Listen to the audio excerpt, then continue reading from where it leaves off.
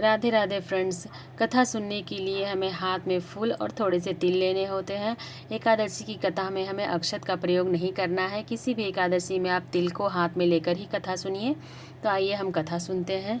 तो मोक्षदा एकादशी की कथा कुछ इस प्रकार है। पौराणिक कथा के अनुसार चंपा नगरी में एक प्रतापी राजा रहते थे जो सभी वेदों का ज्ञानी थे।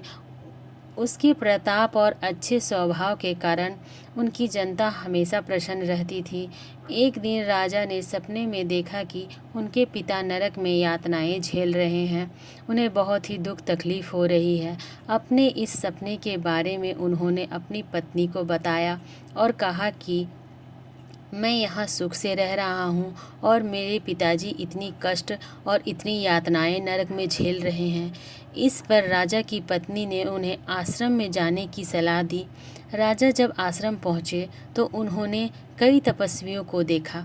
राजा ने ऋषियों से अपनी बात वहाँ पर रखी और मौजूद सभी ऋषियों से अपनी बात बताई।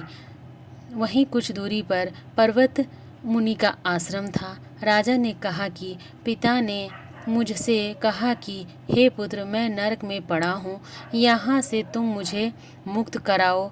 जब से मैंने ये वचन पिता के मुख से सुने हैं तब से मैं बहुत बेचैन हूँ। मैं बहुत ही अशांत महसूस कर रहा हूँ। मुझे इस राज्य, धन, पुत्र, स्त्री, हाथी, घोड़े आदि में कुछ भी सुख प्राप्त नहीं हो रहा है। ऐसे में क्या करूं? और अपनी परेशानी बताते हुए उन्होंने आंखों से आंसू आने लगे। आगे राजा ने कहा, हे ब्राह्मण देवताओं, इस स्वप्न के कारण इतना कष्ट पहुंच रहा है कि मेरा सारा शरीर जल रहा है। अब आप कृपया करके कोई तप, दान, व्रत आदि बताइए जिससे मैं अपने पिता को नरक से मुक्त करा सकूं। उस पुत्र का जीवन व्यर्थ है जो अपने माता पिता का उद्धार न कर सके।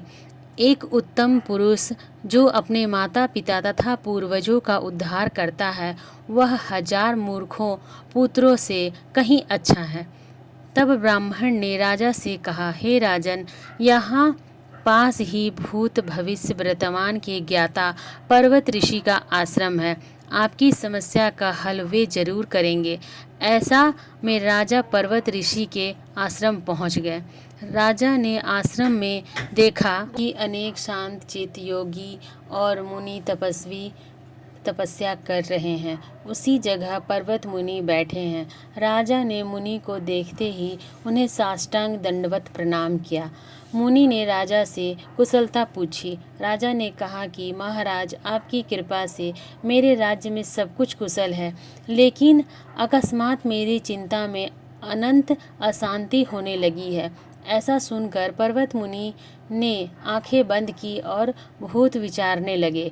उनके बाद पर्वत मुनि से सारा सच जाना और राजा को कहा कि तुम एक पुण्य आत्मा हो जो अपने पिता के लिए इतने परेशान हो, लेकिन इसकी बिल्कुल भी ज़रूरत नहीं है क्योंकि तुम्हारे पिता अपने कर्मों का फल भोग रहे हैं। तुम्हारे पिता ने तुम्हारी माता को बहुत यातनाएं दी हैं, इसी के कारण उन्हें नरक भोगना पड़ रहा है। राजा ने मुनि से इस परेशानी का हल पूछा तो मुनि ने कहा कि तुम्हें मोक्षदा एकादशी व्रत का पालन करना चाहिए और इसे पिता को फल समर्पित करना चाहिए।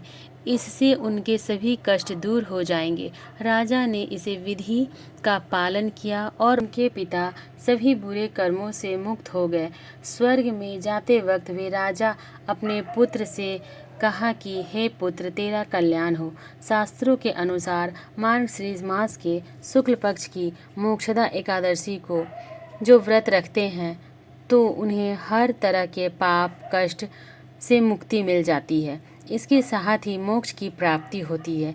इस कथा को पढ़ने या सुनने से वाजपेयी यज्ञ का फल मिलता है। यह व्रत मोक्ष देने वाला है। चिंतामणि के समान सब कामनाओं को पूरा करता है। तो इस तरह से हमारी एकादशी की कथा समाप्त होती है।